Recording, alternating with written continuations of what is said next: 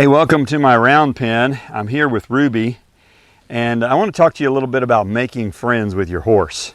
I was reading an article some years ago about an interview with a horse trainer. I don't remember who it was, but he made the statement. He said, if you make the horse your friend, they'll do anything for you. And I've thought a lot about that in the time since and kind of played around with the idea. I think before that I thought more in terms of leadership with my horse and making sure I was the leader and those kind of things, which I think is important. But just making friends with them is very important. How do you do that?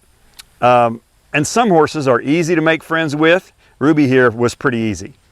And others are more difficult. If you haven't seen my series with Silver the Wild Mustang, I hope you'll scroll down here on the channel and watch that and subscribe to the channel. He was difficult to make friends with, very standoffish.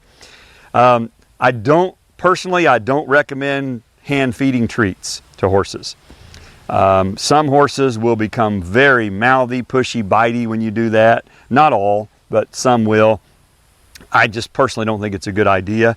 I do know of some very good trainers who use food as a training tool, but there's a certain way to do it and a whole bunch of ways not to do it. So unless you're really good at doing that, again, I just don't recommend it.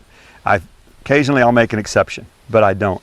This right here, this is the best way I know to make friends with any horse, and that is to just scratch them.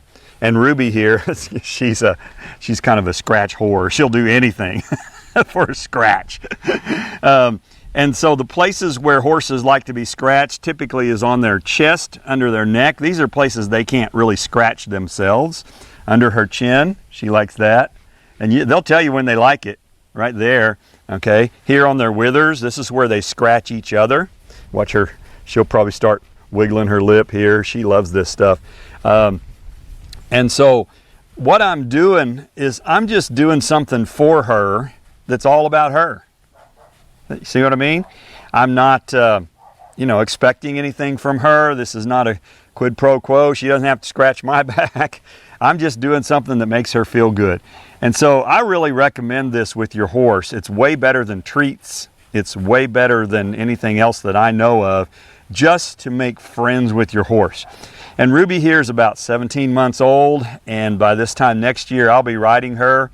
And because of this kind of stuff and the relationship I have with her, I don't anticipate any problems at all when I start training this horse, because she trusts me, she likes me, she knows I'm not out to hurt her. And I think that we're going to have a good relationship for the rest of her life.